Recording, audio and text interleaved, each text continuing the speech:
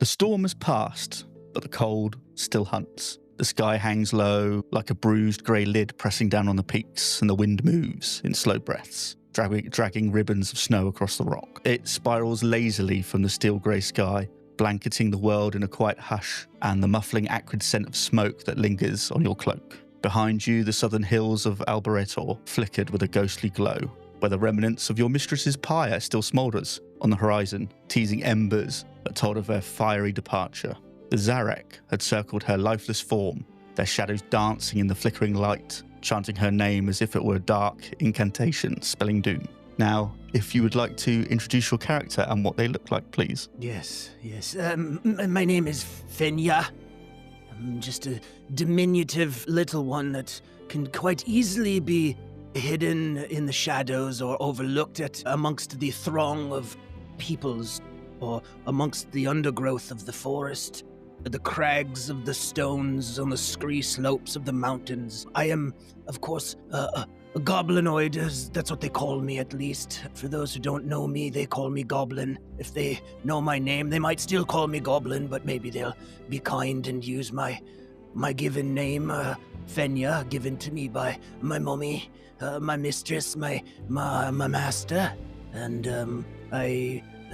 I'm currently foraging a bit, looking for mushrooms and other herbs that I might collect along the way. I know that the journey ahead of me is going to be arduous and dangerous, and I might not make it this time. I was close the last time, but I'll do what I can to prepare myself and find my way. You look at Fenya. Fenya has a staff in one hand, a short broken branch of a tree, tattered rags, but a heavy woolen cloak, itself moth-eaten, patched together, but pulled tightly to stay warm.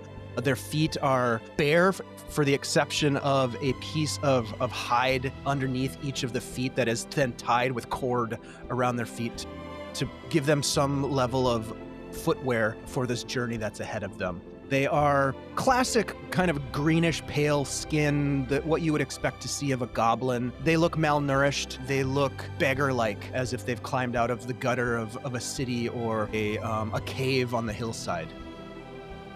Lovely. Okay. And to Fenya, how long have you been on the road since your mistress was unfortunately met her demise? I've been away for quite some time after Mummy was put to death by the bad men. They burned her. They put fire to her. Since then, I've tried to find my way, doing what she would want of me, what she had taught me, to find the ingredients, to find the things that can enchant the spells that I've been taught by her. It's been probably close to a full season, a full cycle since that terrible, tragic day when I just nearly was put to the flame as well. Okay. So in your palm, you clutch what remains of her life's work. A bundle of stained parchment, the corners slightly singed, the ink is blurred by now, where water and blood may have mingled as you snatched it out and ran for your life. It's some sort of recipe, though you're not quite sure what it is. You have the smells faintly of sage and the scent of her hut as the flames took it, mixed with that ashy, acrid stench. What rumors do you believe are these recipe about, or its origin? This was something that my mistress held closely, not one that was shared with her sisters, something that she was working on by her own volition. I believe it had something to do with eternal life, or perhaps the thwarting of those diseases and parasites that perhaps she sought to hold at arm's length. It was dirty work, diseased work, but I think I can do it if I just find the ingredients. I can't quite read. Sometimes it's hard for me to read what it says. You remember the moment she was dragged screaming into the snow by the Zarek hunters. Every night you relive this same dream, her hand reaching out for you, not for mercy, but for the parchments you hold now. In your dreams, what faces do you see? What faces haunt them? I see her face crying out as the flames licked upon her feet, upon her legs, but not crying in with requests for mercy, but an incantation of some sort. I wasn't quite clear what it was, but those words will haunt me for all of my days, as will the face of that blonde demon of a man. I don't know what his name was or what his motivations were, but that blonde mane, that long beard with azure stones braided into the long threads, that one with the shield emblazoned with some strange bird-like ornamentation, he and his men. I also remember seeing in the shadows another one that I recognized.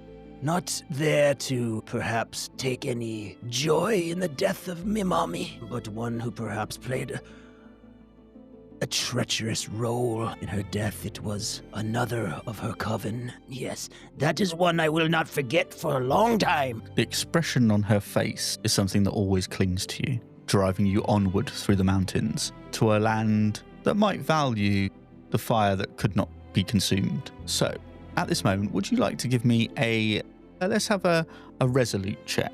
Just a flat roll.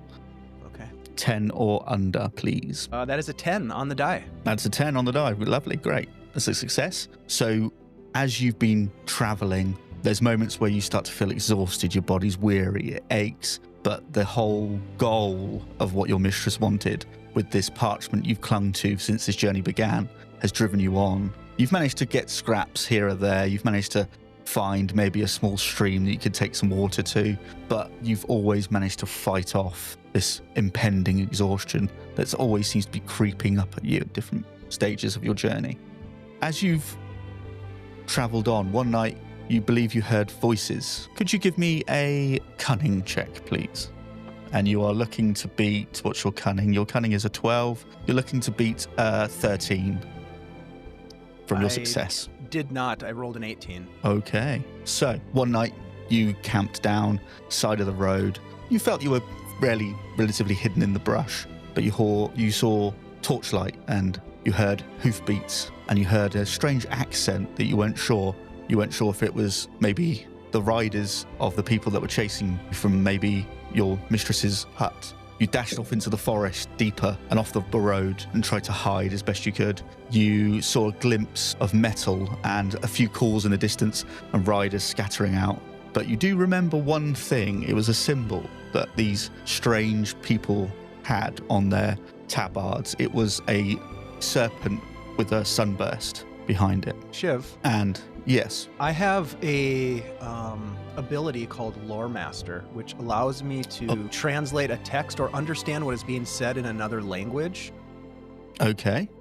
If it's just to understand some of the simple words that these strange people were speaking, not a full like conversation per se, like eavesdropping, but just sort of like the gist of what they were saying. I think I'm able to do that with Lore Master. Okay. Lore Master, yes, you will. So as you're cowering and trying to hide away for your own preservation, you hear words like, we have to reach the mountains, to the pass, the Baron must know.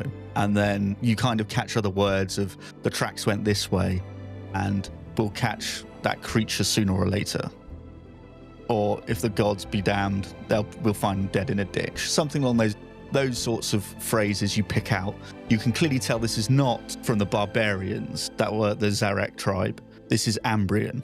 You understand this to be sort of Ambrian, and you know from your lore master and from the history of what's been going on in these lands, these are southerners that have been traveling across the mountains, the Queen's people. Which, how does Fenya feel about hearing this language of the snippets that she's heard? Is it she, he?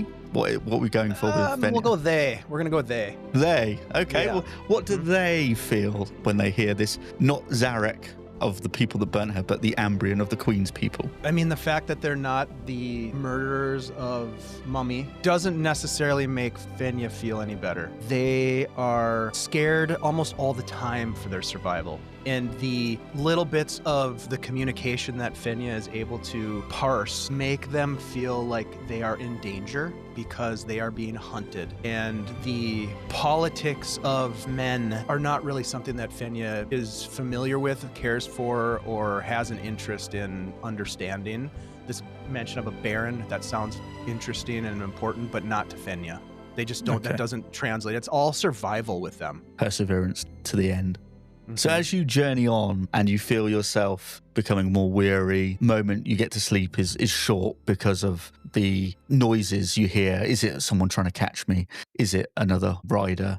Am I being followed? Shadows start to play tricks on your mind. You're starting to feel paranoid creep in. And then as you journey forward, you start to see wagon tracks and footprints, and the weather is starting to change between sort of a sleety snow to sort of a bright sunshine at times. And as you walk on, you see a wagon lies half submerged in the thicket. There's a sludgy mire on the lower road, its wheels caked in muck as two men curse vehemently, their frustration palpable in the heavy air. Nearby, a woman's laughter rings out like a bright bell, carefree and triumphant, as if she possesses the very essence of the world. What do you do at this moment? Initially, crouch low. The voices, the laughter are not necessarily a welcoming call to Fenya, but more of a potential threat ahead. So going to crouch low and be calm and quiet for a minute or two.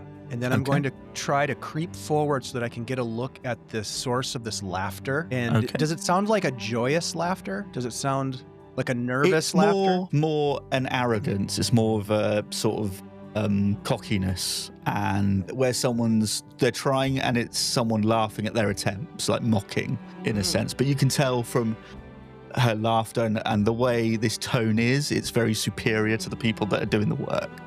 Yeah, Fenya is familiar with this kind of almost, mocking tone, because in many times when Fenya has had interactions with men and women, humans, it has been at Fenya's expense, either humiliation or being beaten, being robbed, even though they don't have much to take.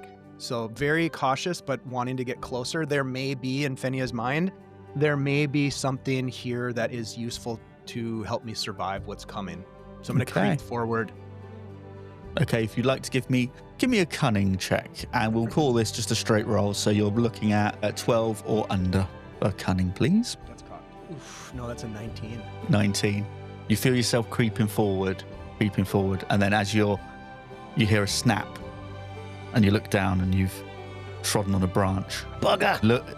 You look up, and you see two of the big men look over in your direction. What would you like to do? I'm just going to get lower to the ground to try to almost pretend like they haven't seen me. If I stay motionless, calm, silent, maybe they. You see the woman stand up. She has like long, lank, graying, dark hair. From where you can see, there's a bit of a broken nose, a scar on the cheek, and I believe you may recognize this person. If you would like to give me let's have a look. Yeah, let's give me another cunning check. Come on, roll lower. That's a 6. 6, fantastic. You know this person. You've met them once or twice before. This is Madola. She is one might call somewhat of a interesting character, not quite on the right side of the law, has been hired for a few cutthroat jobs, purse cut type thing. You've run into trying to get some black market goods and things. You see her stand up and sort of put her hand to her brow to look as the sunlight is starting to peek through. And she goes, "Is that what I think it is over there?" Oh shit, oh shit. No, it's not what you think. As you see that Madola stands there, her scarred cheek and her sharp eyes gleaming with mischief. You can see like she has like rings on her knuckles, and it seems like she displays them like trophies almost. You've crossed paths with her before, sometimes exchanging simple goods and things like this. And she sort of slyly grins at you, and she's like, "Come on out now. Come on. She's almost like calling to me like a pet or a cat kind of thing, right? Basically, come on.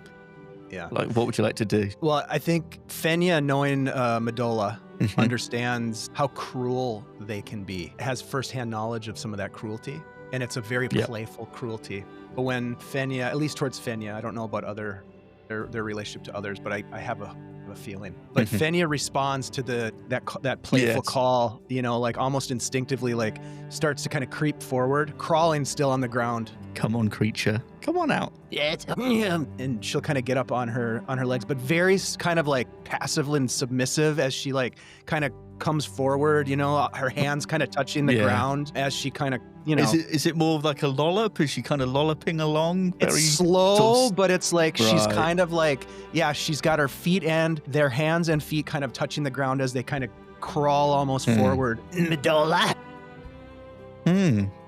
Looky here, boys. We found a little creature in the forest. A creature that means no harm. Just going about me business. I thought you might have frozen solid down south somewhere. Now, are you still poking your little nose into everyone else's affairs? And she starts to climb down the stuck wagon. As she gets down from the wagon, Fenya is not looking at her in the eye. She is very much like... very sort of, submissive. Yeah. Yep. No, Fenya's minding Fenya's business. She's like, goes, come on, come closer. And she's like giving that clicking thing, is like trying to call you closer. Let me see you. Let me see what you look like these days. I'm going to look over at the men. What are they doing right now as I'm sort of like making my way closer to Medola? Okay. So they've stopped what they're doing. She's flanked by two like big, like burly guys. Their rugged appearances hinting at their sort of rough lives. You recognize they're kind of her two right-hand men. They're called Polario and Osgander. They kind of always have been round her. They're not as harsh as she is, but they will, do what they're told to do if necessary. You can see by scarred knuckles and things like that and the broken noses that they've been in a few fights and things. And their wagon, as you can see, is just stuck in the mud, and it's leaning slightly askew, like it's hit like a pothole and it's just sunk in the mud. You can see that she sort of grins wide and she sort of sits back and sort of itches her chin a little bit, and you can see there's a bit of a horrible mole with a few hairs poking out of it that she's like itching and scratching. So you're on your way north, is it? Where are you headed then? Just looking for a route to the north. I heard of a caravan. I hope to sneak into that and find my way home. You're not being followed, are you? Sometimes I'm followed, sometimes Fenya's not followed. But yes, I am being followed this time. Okay, so you're gonna head up to Argasto's caravan. All right, well, listen, he's kind of hired me as like his guard, silly fat fuck. But anyway, there could be some, we could use you actually. What do you reckon, boys? And they go, well, yeah, I guess so, boss, yeah, I guess so. We could really use another set of eyes and ears. Yes, eyes and ears. I have two eyes and 2 ears. Yeah, well, if you prove useful, you might get to keep them. And she's like, she pulls out like a small, looks like a knife to cut apples with, and she's just like picking her teeth with it. So, got a little job for you if you want it. What do you reckon? Does Fenya have a choice? Of course not. Then I'll take it. What would a creature like you have to do with choice? Now, if you get close enough, you can tell us who's hoarding most of the money. I know Gasto, he's the caravan captain. He hasn't got much left, but there's plenty more in that place. We've shaken down a few, but there's got to be more coin. I need you to go in there, find out who's vulnerable.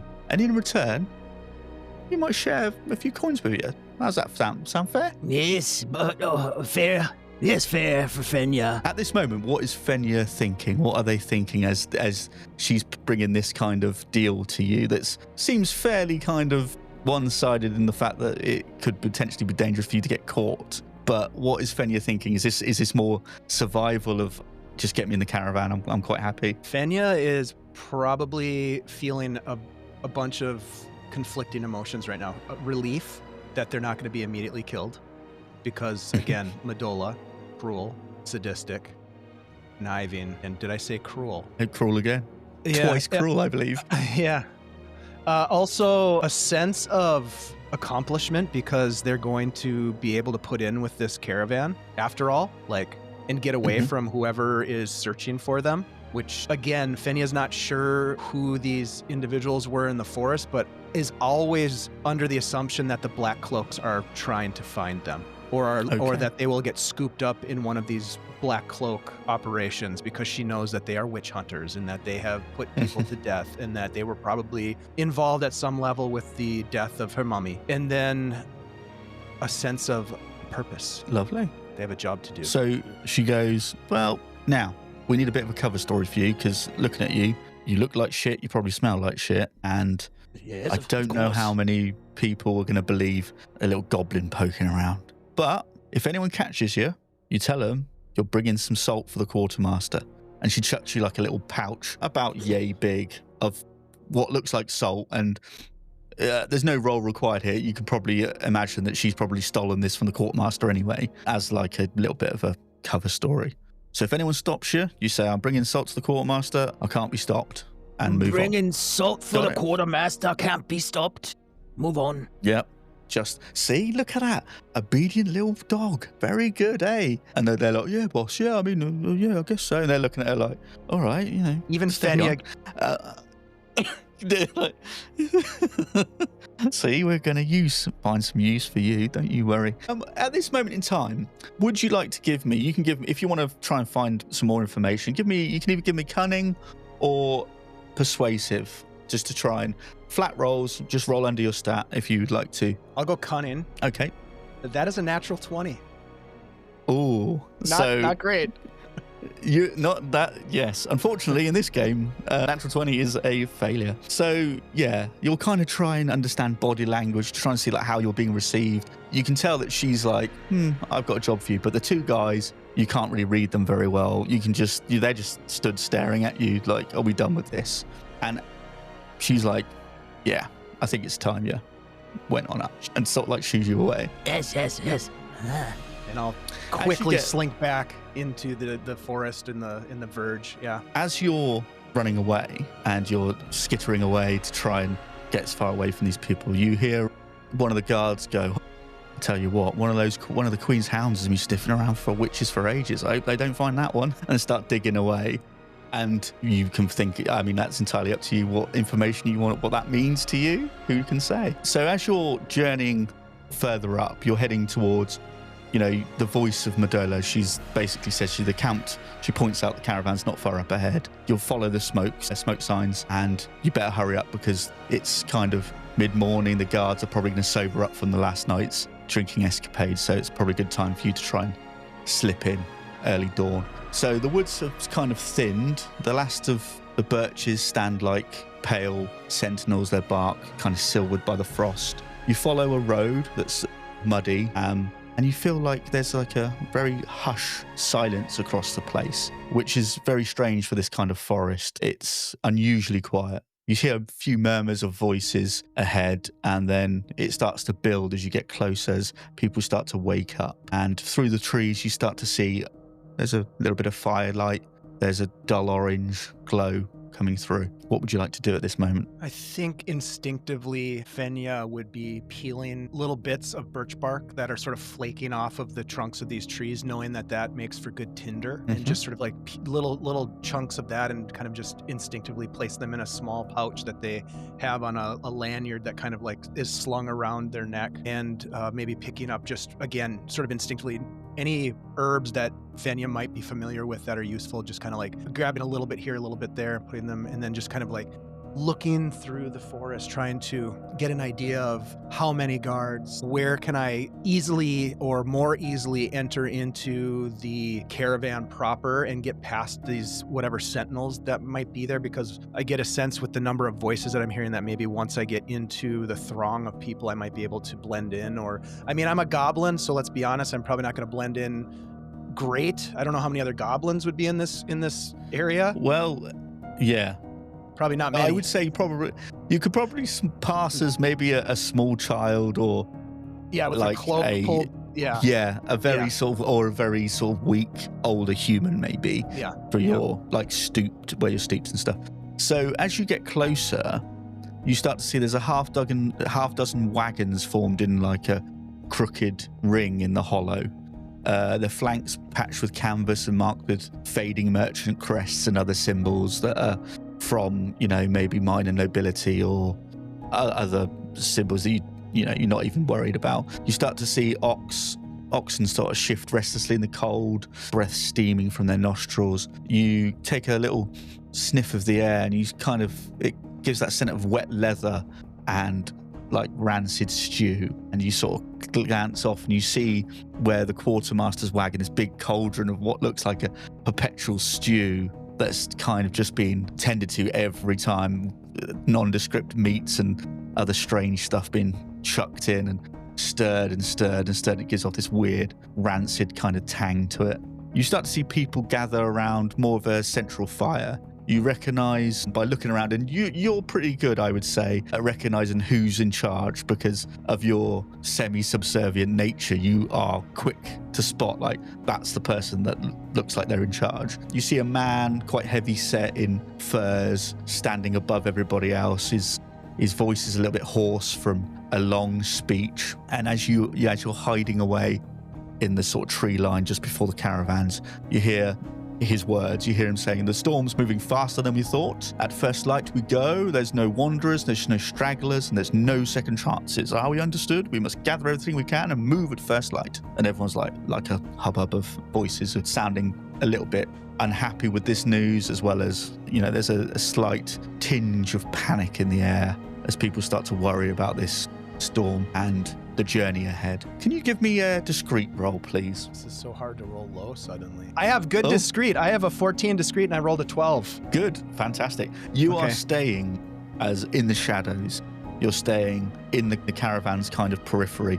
So every time you see somebody, you're away in the shadows. You're underneath the wagon. You're as invisible as you possibly can be. You start to notice that as you're looking around and listening to snippets of conversation, that there's actually not anybody watching the perimeter that well. It's a bit of a sloppy operation from these sorts of things you're picking up. The guards are kind of a bit blasé. They've lowered their spears. They're kind of drawn in by the speech of who you gather is Argasto, the caravan master. They're kind of talking amongst themselves, passing a bit of hardtack amongst each other. Some of them have taken on this perpetual stew, and you see one guy go off and just vomit into the bushes because it's just disgusting because he's taken a few mouthfuls and just gone, "Oh, Jesus," and just run off. Is the stew being guarded? The stew is, yeah. You see this big woman who's just you can gather as the quartermaster, and she's just continuously stirring, adding herbs, and people are queuing up. You see there's a line forming, and they hand over these makeshift, these wooden tokens, and she slops a bowl in and they go off. This kind of seems to be, as you're gathering, looking at this, the routine every morning, because it's a very organized line. People have done this enough times. As it starts getting closer to sort of dawn, it's morning. Let's get this perpetual stew on the go. Everybody queues up. Let's have some rancid stew. And that's kind of, and you've probably had a few stews in your day, from when you probably were back with your mistress. This is a very watery, thin, greasy looking substance that's been poured in. And it's making Fenya's stomach growl. They are so hungry. But looking over at the stew line and this cook, this woman, Fenya has been beaten by people like that before. People guard their food. You do not mess with someone's food unless you are 100% desperate. She's 98% desperate. So Fenya is going to sneak over to where the man was vomiting, the guard was vomiting, and look down to see what's in the vomit and if there's anything that is salvageable from that. Oh, good Lord. So you're seeing potatoes, you're seeing some sort of root vegetable, what looks like. There's Shake it off. A graying type of meat that when you taste it, tastes slightly like pork with a weird kind of tang of chicken to it. So it's it's nondescript, yeah. So you're gathering up, and there's the bowl he's left behind as he vomited has a little bit of the stew left. So you can also, you can just licking the bowl clean. Yeah. I'm gonna take the bowl. And okay, you pocket a bowl and a wooden bowl and a wooden spoon you've just had your little piece of sustenance, which would probably be, what should we say? I'm going to say probably a few weeks, maybe a couple of weeks. Would you say was the last time Fenya probably ate something of substance? Oh yeah. It's been. So after you've had which feels like a king's meal at this point, the sound of his voice, of the caravan master's voice, fades beneath the hiss of all the din of the voices and things. Silhouettes huddle close to the flames. You see travelers, there's guards, there's merchants, there's scavengers. They're all kind of clinging to each other and talking. For the first time in a few weeks, you feel the heat of a human fire on your face. But this time, it's not a what you may remember as a bad fire. It's a campfire. It's kind of there for warmth, and you can just feel your hand instinctively reaching out the darkness to get some of that warmth, but then you withdraw, realizing too much, a little bit too much. Someone might see the little goblin hand. I'm going to pull my cloak over my head. Again, torn and battered, but woolen and heavy and thick and warm. And I'm going to hide my hands. I think my hands kind of have like some bandages or like some Like you've wrapped them up, wrappings, you know, no proper gloves, but just like wrapped up with pieces of fabric and things that they've found along the way. And just to try to, but you know, these green goblinoid fingers sticking out with these broken nails, some of the nails totally missing.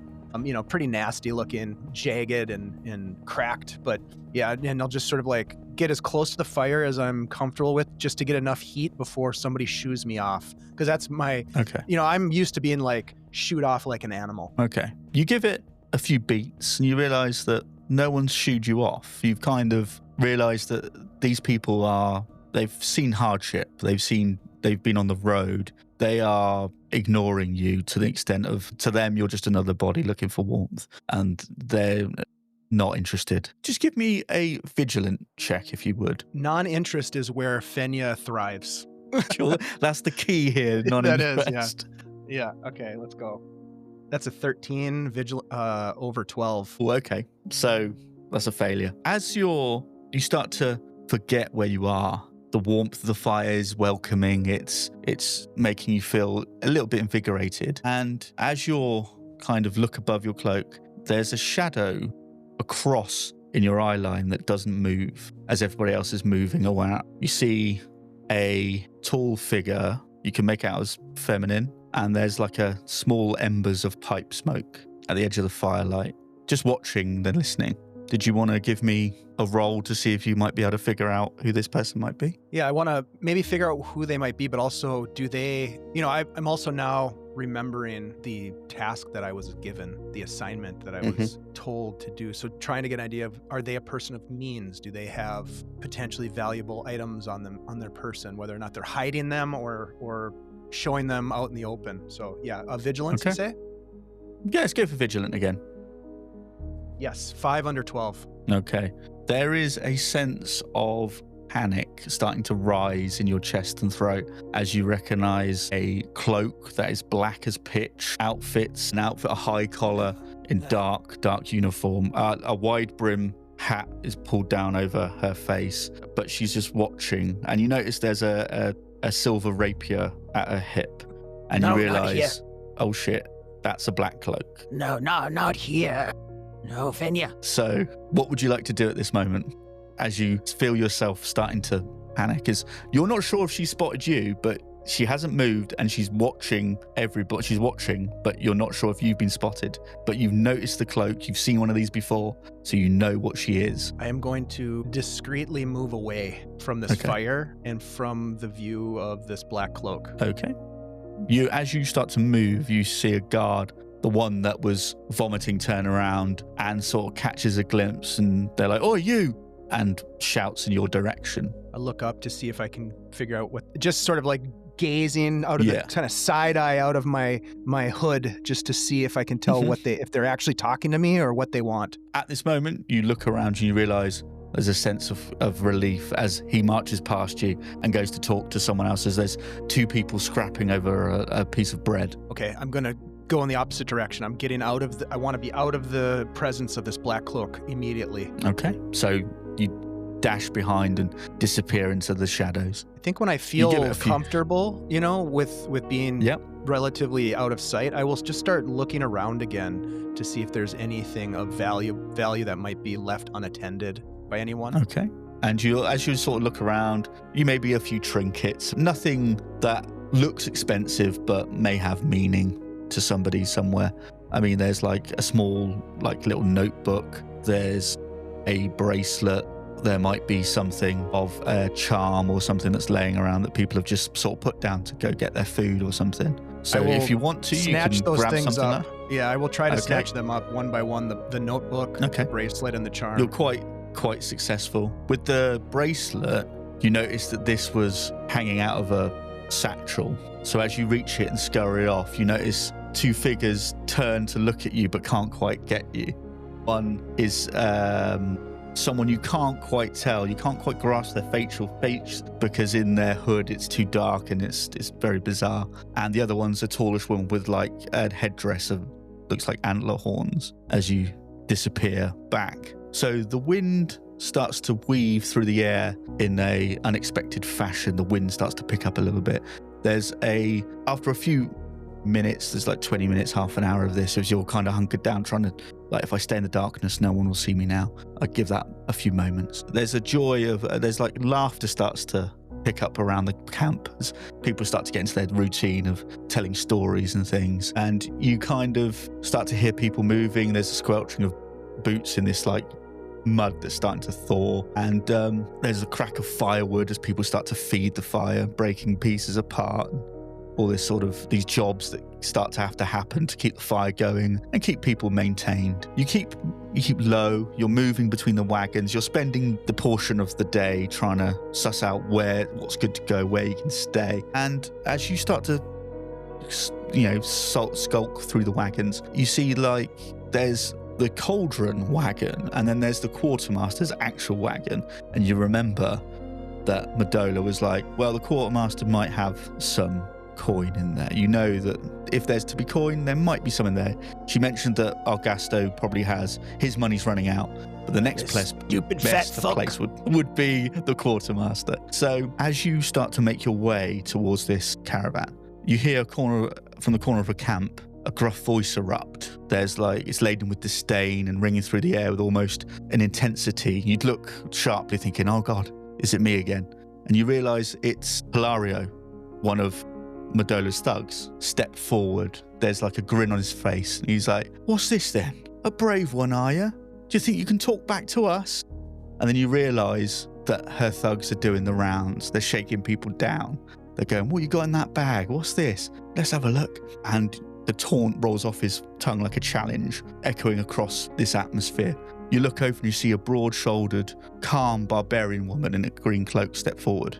There's laughter, there's a scuffle, and then a thud and a few gasps. You look over and the woman has kicked this one of Madola's legs square in the back, sending him sprawling face first into the mud. The crowd erupts into murmurs and you hear Augusto's voice bellow out, enough of this, we're going to travel soon, let's not ruin everything. But maybe there's a moment of entertainment for everybody. First blood wins, no blades, no crippling, let's see who's worth their rations, shall we? You see people start to maneuver into like a semicircle as you see this fight starting to break out and people start to take bets and there's a bit of laughter. It's like, oh, it's the first bit of entertainment we've had in such a long time. And then you have a light bulb moment. This is the perfect distraction. So if you'd like to give me a discreet, and I will add 2 to your score so you can roll under. So your discreet is currently 14, is it, I believe? Yep. So you're rolling under a 16. Okay. Yeah, I mean, this is the perfect distraction for Fenya to scope out the quartermaster's tent or wagon, whichever it was. Okay. Yep, wagon for sure. Wagon, yep. That is a 9. 9, lovely. You are the shadows. You are enveloped. You use this as the perfect distraction. As you make your way, you see like a loose flap on the wagon itself. The perfect opportunity to slip inside. It's almost like they're inviting me inside. So as you go inside, it's very dimly lit. There's like a small candle burning, and you can see there's like shelves of goods. There's like pots of spices and herbs. There's like ledgers. There's a few sealed sacks in the corner, and you have the familiar scent of like oil and parchment. You begin to move quickly around this place. You're very good at this. Practiced hands, some might say. You're very, very careful not to touch anything that will leave a mark. You've learnt this over the years of your dealings and reprisals of being caught. Maybe a few broken fingers have you been wrapped on the knuckles by certain things. Beneath a stack of ledger books, you brush against something dry and brittle. You begin to pull it free, and it's a folded sheaf of parchment. The top page is written in a careful merchant script, like a shorthand. The bottom half smudged and scorched. And then the book falls open. A very neat handwriting. You recognize it.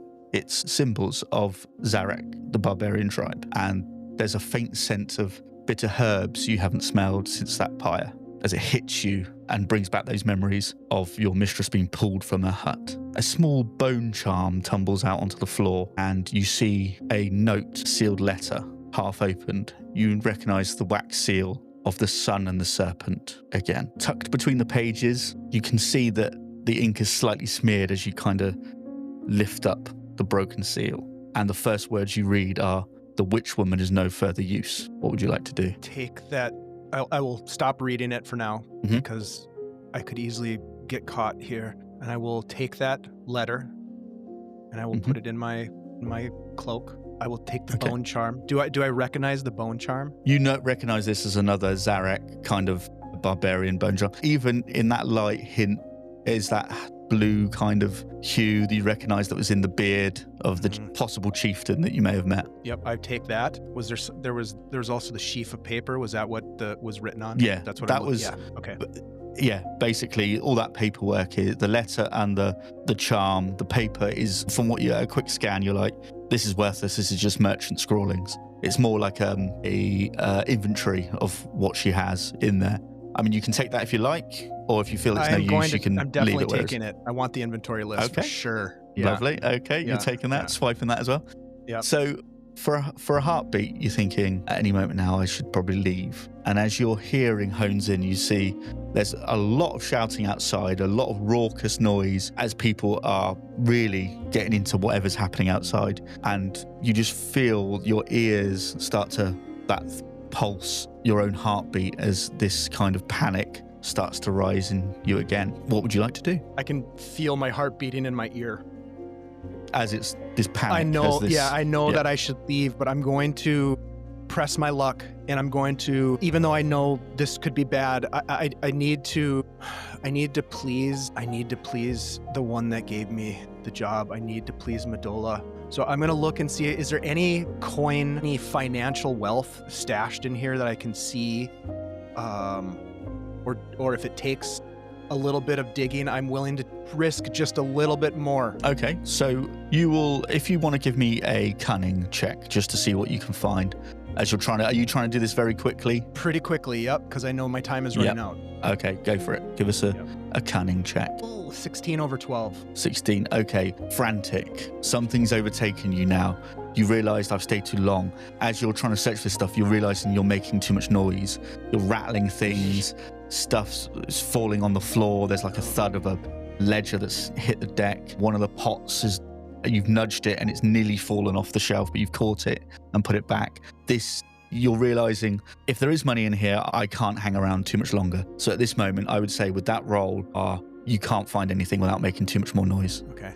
But I haven't been detected yet. No, not yet. But any longer with that roll, I think sooner or later someone will go, that wagon's a bit, there's some noise coming from over there. Okay, I'm gonna be smart and I'm going to sneak out of the wagon. Okay, so you head out the way you came in, the loose flap there, you put it back in place as if it's never been touched, and you're back outside in the darkness. What would you like to do now? I'm going to look over towards the fracas and whatever is going on with this confrontation to see, again, always measuring and calculating who's strong, who's weak, who's an ally, who is an enemy. So I'm trying to sort of gauge what's going on. I'm also, as people are, if there's still betting going on or coin and things exchanging hands, just sort of clocking to see who's winning. Okay.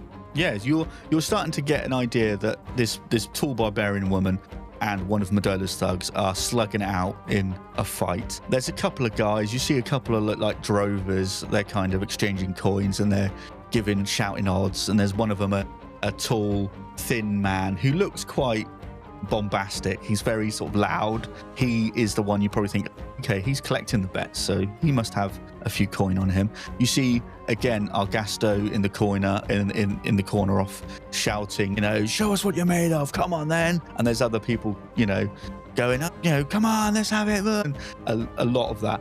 Again, you notice that this black cloak woman is watching the fight. She's watching the crowd again. She hasn't moved much, but she doesn't need to. But you know where she is, clocking where she is and where the rest of the group is. I could avoid her if I'm careful enough. But that's what you're seeing at this moment. Does it look like this barbarian woman who's fighting Madola's thug? Does it look like she's with a crew, or are they?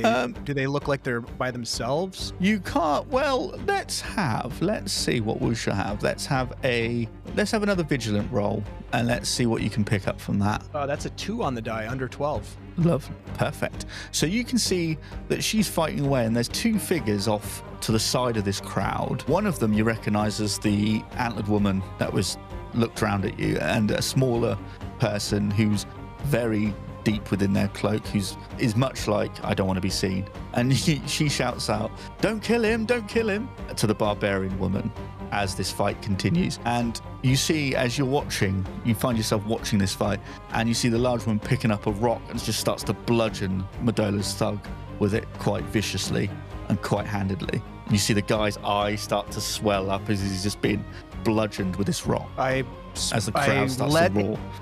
A very subtle smile stretch across my green face, and then I quickly put it away. And I'm going to slink about the crowd. If there's anything I can nick along the way, I will maybe try, if it looks doable. And what I'm trying to do is make my way over to where the antlered woman is saying, don't kill him, don't kill him. Okay. So as you're making your way through, there's not much for you to grab here, but, you might get maybe a handkerchief, maybe a little bit of he's in for the handkerchief. Used or not? Has it been used? This it's soiled, I would say. Even better. There's like strips of cloth you can probably grab. You're thinking maybe this is to refresh my wrappings. Small little things you can probably pocket without too much of a fuss. You start to see the Argastos going, "That's blood, that's blood." He's like getting quite into it. And then you see something strange happen. You see the figure next to the antlered woman mouth the words "yield." And then you look over to Madola's thug and his eyes go wide. And he stiffens, and then he starts to have like a tremor on him, and then he goes, "I yield." And just as the large woman brings up the rock again, and everyone bursts into an applause as the fight is over. What would you like to do at this moment? What is Fenya thinking and feeling? Yeah, so seeing this individual, did you say they were sitting on the ground? And they did this gesture? No, they were standing, but they're small enough to be like, I can't quite gather what they are. You can't really tell if they're humanoid or what. But I saw their lips move. Yeah. And mouth. You saw, you saw their mouth go yield. And then next minute, the thug was, I yield. And he's like in a moment of like paralysis almost. So I've lived most of my life, if not all of my life, around, I would say all of my life, around Mummy and the witchcraft that they were so accomplished with. Does this seem like witchcraft, what I just saw? I would give me a resolute check and we'll see. 4 under 10. 4 under 10. This has mystical powers written all over it. You can almost smell it. It's that strong. Someone has cast magic amongst all these people and forced this person to yield. Now, do you have anything that can sense people's auras at all? Is there anything that you're capable of at this moment, or is that beyond your that's skill? Beyond my skills. I have some rituals that I'm able to perform, but those take time. Okay. But you can definitely tell this was some sort of mystical power that was used by someone who knew what they were doing. And Fenya knows enough about these things to know that those who are able to wield mystical powers and the power of magic, sorcery, and witchcraft are people that can be useful for survival. Okay. So interesting. I think with that perspective, Fenya will again continue to make their way towards the fighter, this group of the fighter, this cloaked, mysterious, mystical, power-wielding person, and the antlered individual, and with the intent to listen and watch and learn who they are, to see if indeed they are individuals that could be useful to Fenya's survival. Okay, so as you're making your way towards them, the crowd is burst into a pull. You look back into the makeshift arena, as it were, as Madola and one of her other thugs drags this guy off as he's just battered and bloody. You're probably looking at him, his eyes all swollen shut, his nose is broken, his cheekbone's probably been caved in, broken orbital socket, most likely from being bludgeoned with his rock. He's in bad shape. He got what he fucking deserved, though. And he gets dragged off as you make your way. At this moment, as the applause fades, you hear Agasto's voice mutter something about discipline and showmanship, and everyone kind of goes back to what they were doing as they start to splinter off. You, at this moment, lose sight of both of them in the crowd. Too many bodies in the way. But you see the large woman standing there, and again, you freeze as the black cloak starts walking towards her. What do you do? I am going to scurry to the nearest hiding place, hide and watch to see what happens between these two. You sort of you watch them have a conversation, and you pick up that her name is Lestra. Black cloak, his name's Lestra, and the large woman, her name is Komar, Komar, and they kind of have a little discussion there. You can't quite make out all the details, but it's friendly enough. It's not hostile, it's more sort of like introductions and that kind of thing before they kind of go their separate ways. So now you have that little bit of information. At this moment, do you feel like the letter in your pocket is worth reading, or are you saving that? So with this knowledge, I watch this interaction. I see this Lestra and this Kovar. Yeah, Komar. Yeah. Yep, I see them interact, and I'm not sure about these three. They have been noticed by the Black Cloak, and the Black Cloak is death. So anyways, with that bouncing around in my head, trying to figure out what to do, I'm going to find a spot that I feel secure, that I won't be immediately interrupted. And I'm going to pull the letter out of my cloak, pull it out of the sealed, partially sealed envelope. Trying to take as much care as possible to not break the wax seal completely, if that's possible. So because it's basically, you can see it's already, someone's put a little knife underneath and cut that loose. So you're trying to keep it as intact as possible, just in case it's been found or whatever. Before that, could you just give me a quick cunning roll? I'm going to call this a flat 10, under 10. No, that's an 18. We'll get you something. Oh, okay. That's fine then. Never mind. You catch, with an 18, I will say this, you do catch a little bit of the antler woman moving through the crowd, but her associate, you don't know, you've lost them. So as you sit there and you open this letter, it's in a very nice sort of Ambrian script, as someone's written this very intelligently. And you read what it says. It says, the woman of the Zarek circle has outlived her usefulness. Her apprentice is transporting the last remnants of the recipe north, a horrible little goblin creature. Should the acquisition prove unsuccessful, the recovery must be executed with the utmost discretion. My agent will ensure that compliance is maintained. It is signed with a flourish. Baron Edric Topal, Warden of the Southern Passes. You feel a cold realization come over you. Please continue. Big time. With this sweating, even though it's damp and cold, I begin to sweat. It's kind of salty, and I kind of lick it off the sort of the bridge of my lips there. This is not good. This is not good at all. I take the signed portion where the Baron signed it, and I tear the letter just so that it's perfectly, the piece that I tear out perfectly encapsulates the signature. I take that, and then I wad it up into a small ball, and I eat it. I chew the paper in my mouth, and I swallow it. It's not easy to swallow, but I choke it down. I take the rest of the letter, the envelope, the wax seal, and I sneak over to the nearest fire that's burning. And I drop it into the fire to burn it. Okay. You see the letter catch and just crumple and disintegrate into charred remains. You probably could give it a little poke and make sure it's completely gone. Yeah, poke with a stick. As you're doing that and you're looking into the fire briefly, there is a realization that comes over you that your mistress's death had been decreed and her fate was sealed with a simple stroke of a quill. Now, before you burn that letter, could you just give me a cunning check just to make sure that there's nothing there that you miss? I did roll a 2. Lovely. Yep, under 12. So lovely. This is like espionage at its finest here, what you're doing. Before you chuck the letter into the fire, you catch something in the margin. You turn the letter and just kind of hold it up to the fire like ever so slightly, and you see a small notation, but but it's been kind of smudged out and kind of scored out. And you can see delivery through K, and that's all you can make out. Through K. The letter K? Yes, the letter K. And then whatever else is too smudged to read. And then I burn it. And then you burn it. And then that's gone. And then do you make your way back into the darkness? Yeah, I still want to watch. If I can, I'll start to sort of like lurk about, trying to see, like basically what Medola told me to do is see who's got value within the camp. Okay. Because I know that at some point I'm going to have to report back to them. So I better sure as shit have something to report.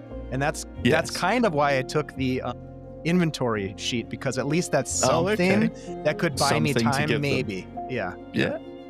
So as you're skulking your way back and through, you realize there's like this thought process starts to burn through your head that what happened. Your mistress was useful for some reason, and then she was just discarded as some nobleman decided that she was no longer useful. And then you start to realize that whatever doomed her, his title is Baron of the Southern Passes. And then you start to realize that we're heading over the passes in the mountains. What does that mean? And what is Fenya's thought process as these things start to be pieced together as you are alone in the dark? And wondering as well the significance of this, the notes and parchments and sheafs of paper that I still have with their burned margins from Mummy's hovel, from a workshop. What was she up to?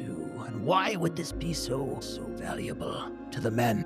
Trying to put the pieces together, what this might be. Because I really don't know what the recipe is, or what the potion, or what this ritual means yet. Yes. But it means something significant to others. They sure want to know where that's gone. Yeah. For definite. So as you find your way back to roughly where Medola's caravan is, you know that you sort of sense that she's nowhere to be seen. Hilario's probably being tended to. You see the big guy called Osgander sat there just like watching. Do you approach? I think insofar as to get a read on what happened to the one that got beat up. Is he dead? No, I will say no. He's in bad shape, but he's probably take a few days to recover at least. Whether he'll lose an eye, you're not sure, but he's probably made of sterner stuff that he could probably take a beating, but it'll probably be a few days before you see him around camp for a bit. In that case, Fenya's strategy is to not reconnect with Medola until forced to. In other words, I will do my job the best that I can, but I'm going to try to avoid them, because it never ends well. Even when I've done a good job for them in the past, somehow it always comes back to bite Fenya in the ass somehow. And so, I'm going to wait for them to kind of seek me out. Okay. And I'm not going to approach them. Yeah. It's that moment of what's taken you so long. Yep. Let's see if we can find you around the camp. That's perfectly fine. I think instead, after understanding a little bit about where that team, Medola and her thugs are at, they're in bad shape right now, it seems like. That other group of individuals seem to outpower them physically and metaphysically. And so I think in my mind, I want to learn more about that group. Not a direct like walk up and introduce myself sort of thing, but an observation. I'm going to observe them. I want to learn who they are before I make a decision on whether or not I should approach them. But I'm leaning towards that they could be useful to me. Okay. Maybe they would protect me from the black cloak. And then Okay, perfect. So as you slip away from that wagon, you hear more of a chatter around the camp as the fight had come to an end and everyone kind of dispersed. You see that Argasto is you spot him a couple of times chatting to a couple of people around the camp. A lot of backslapping going on. You can see he's trying to reassure people, as his position as the guy in charge. As you carefully make your way around and you sort of keep your hat, is the recipe in your satchel, or have you kept that closer to yourself? That's close. It's like tucked inside like Okay. beneath my cloaks, against my skin. Okay. So every now and again, you, without realizing, you feel your hand is always going to touch it as like a reassurance that it's still there. You haven't dropped it. You haven't misplaced it. It's my precious, It's basically. something that, exactly. Yeah. You have golemed this piece of paper to you if ever you could have. You know, the sound of the camp beyond the wagon becomes like a distant hum. You sort of get used to the noises. You're kind of scurrying about, you're scavenging, you've kind of been around for a few hours, and you make your way to the periphery of the camp, keeping low and your movements deliberate. In this dim light, it kind of is that sort of moment between darkness and dawn. It's starting to creep up, and you see a sort of figure drifting through darkness, noticing people walking through, and you see, oh, okay, he must be like he's a drover, that guy must be like a carpenter. You're starting to pick out people's jobs. You're starting to recognize what people might be doing around the camp, and you go, okay, if ever I could maybe steal something from that person, that might be useful. I know where I could maybe pocket something from them. As you approach another weathered wagon, you notice there's like two of the oxen drivers just sort of slouched beside a small flickering fire. It's not doing well. There's not much warmth coming off it, but you hear them talking to each other, and you hear the two names Telk and Ludo, and you recognize that Ludo was the big sort of bombastic tall guy that was taking the bets. You see like wisps of smoke becoming to coil off this fire, and you think, oh, knowing your experience, they've probably put something that doesn't burn so well, that's kicking up a bit too much smoke than it should. And they just sit there talking, and then you see Ludo just stroking his chin a little bit, and you see there's like silver strands around his beard, and he's probably been unshaven for a few days. And you hear him say, just keep an eye on that Keller, he murmurs. You hear like there's a concern in his voice. He's been restless since we lost the old man. I saw him whispering to that scholar bloke before. You see that Telk kind of just goes, yeah, well, he'll settle down. He just needs a good few hours of sleep. He hasn't slept for a couple of days. And you can see that his tone is slightly dismissive. And you look around as to where they're pointing. You see there's like you feel that there's a strange tension between the two of these guys as they mention this Keller. And you look around, you see off to on like a bedroll not far, you see crouched over a wooden case, the scholar they must have been talking about. As he opens the lid, there's a faint golden light that spills out of this casket. It illuminates his weathered face with some ethereal light. It's sort of reminiscent of a candle flame that starts to dance in the dark. There's talk between the two drovers kind of fades, and another voice begins to pierce through this ambient noise, young and uncertain. And then you kind of look, and as you're watching, you see that this must be the Keller they're talking about. His eyes are wide with fascination, drawn to this mysterious glow. His gaze is lingering longer than intended. You see the light reflecting off his pupils, shimmering like a desperate hunger that stirs in him. You see the scholar turn slowly and catches his gaze, and his brow furrows with like the reaction he's getting from this young guy, the intensity. And you can tell that this young lad's expression is wrong. It's kind of hungry, and it's fixed, and you see his hand go to something, and his breathing is in slow, deliberate bursts. And then you look down, you see his hand, and you've seen this happen times, maybe even to yourself. Someone's hand go to a dagger. The other twitches like he's gonna maybe throw it as he's gonna release it. You don't know. But then you hear like a clink as you look over, and the scholar has snapped the case shut. The glow is no more. He looks back and warns the young man about cold fingers and curious eyes as the warm glow vanishes. Keller looks around, blinking rapidly as if he's just been awoken by something. A shiver starts to run down his spine. You see his breathing is rapid and his heart must be racing as he's like completely unsure of what just happened and where that light had gone. At this moment, what is Fenya thinking and doing? Fenya is almost like coming out of a fever dream at this point, having been captivated by this glowing casket, this box that was opened. Just wanting to know everything about it, what's inside that box. When the box clicks shut, that sort of lingers but releases. That sort of obsession released. Looking up at the young man and seeing like the confusion, I think Fenya's heart is beating fast as well, and a chill along their spine. And I'm going to slowly back away from the scene, just looking to make sure that I'm not missing anything or getting myself into trouble. Okay. But sort of backing away. So at this moment, you notice that the young scholar with the box doesn't like how that guy looked at him. So he's picked up his bedroll, he's picked up his cat, and he's walked quite briskly away from where he was. You see that the young guy is stood in place. He looks around, he's off into the darkness, wondering. And then after what feels like a long time, as you're watching him, like, what's this guy going to do? He just walks off into the darkness. And that's the last moment you see of him. I'm breathing heavy. I'm going to... Is it possible to follow the scholar? You can do if you the want to other guy try disappeared. and do it. Keller disappeared, Yeah. right?